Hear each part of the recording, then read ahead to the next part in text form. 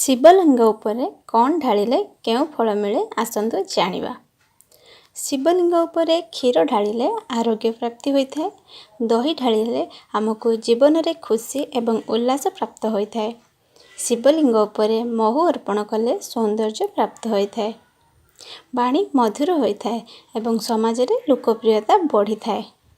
ଶିବଲିଙ୍ଗ ଉପରେ ଘିଅ ଅର୍ପଣ କଲେ ତେଜ ପ୍ରାପ୍ତି ହୋଇଥାଏ। ଶିବଲିଙ୍ଗ ଉପରେ ଚିନି ଚଢ଼ାଇବା ଦ୍ୱାରା ସୁଖ ସମୃଦ୍ଧି ଏବଂ ଐଶ୍ୱର୍ଯ୍ୟ ପ୍ରାପ୍ତ ହୋଇଥାଏ। ଶିବଲିଙ୍ଗ ଉପରେ ସୁଗନ୍ଧିତ ତେଲ ଅର୍ପଣ କରିବା ଦ୍ୱାରା ଧନ ଧାନ୍ୟ ବୃଦ୍ଧି ହୋଇଥାଏ। ଜୀବନର ସବୁ ଭୌତିକ ସୁଖ ପ୍ରାପ୍ତ ହୋଇଥାଏ।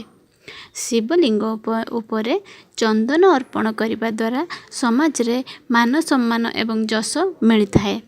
ଶିବଲିଙ୍ଗ ଉପରେ କେଶର ଅର୍ପଣ କରିବା ଦ୍ୱାରା ଦାମ୍ପତ୍ୟ ଜୀବନ ସୁଖମୟ ହୋଇଥାଏ।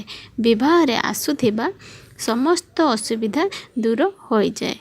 ମନବାଞ୍ଛିତ ଜୀବନସାଥୀ ମିଳିଥାଏ। ଶିବଲିଙ୍ଗ ଉପରେ ଭାଙ୍ଗ ଚଢ଼ାଇଲେ ସମସ୍ତ ପାପ ସମସ୍ତ ଖରାପ ଦୂର ହୋଇଥାଏ। ଶିବଲିଙ୍ଗ ଉପରେ ଆମ୍ଲା ଅଥବା ଆମ୍ଲା ରସ ଅର୍ପଣ କଲେ ଦୀର୍ଘ ଆୟୁ ପ୍ରାପ୍ତ ହୋଇଥାଏ। ଶିବଲିଙ୍ଗ ଉପରେ ଆଖୁ ରସ ଚଢ଼ାଇବା ଦ୍ୱାରା ସମସ୍ତ ପାରିବାରିକ ସୁଖ ପ୍ରାପ୍ତି ହୋଇଥାଏ ଏବଂ ପରିବାର ସଦସ୍ୟଙ୍କ ମଧ୍ୟରେ ଭଲ ପାଇବା ବଢ଼ିଥାଏ। ଶିବଲିଙ୍ଗ ଉପରେ ଚାଉଳ ଚଢ଼ାଇବା ଦ୍ୱାରା ଧନ ଏବଂ ସୁଖ ସମୃଦ୍ଧି ପ୍ରାପ୍ତ ହୋଇଥାଏ। ଭଗବାନ ଶିବଙ୍କୁ ବେଲପତ୍ର ଅର୍ପଣ କରିବା ଦ୍ୱାରା ସମସ୍ତ ସଙ୍କଟ ଦୂର ହୋଇଥାଏ। ଦୁବ ଅର୍ପଣ କରିବା ଦ୍ୱାରା ଦୀର୍ଘ ଆୟୁ ପ୍ରାପ୍ତ ହୋଇଥାଏ।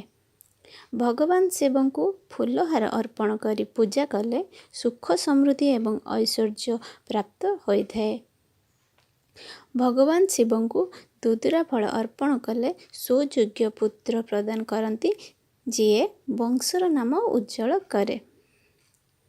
ଭିଡ଼ିଓଟି ଭଲ ଲାଗିଥିଲେ କମେଣ୍ଟରେ ଜଣାଇବେ।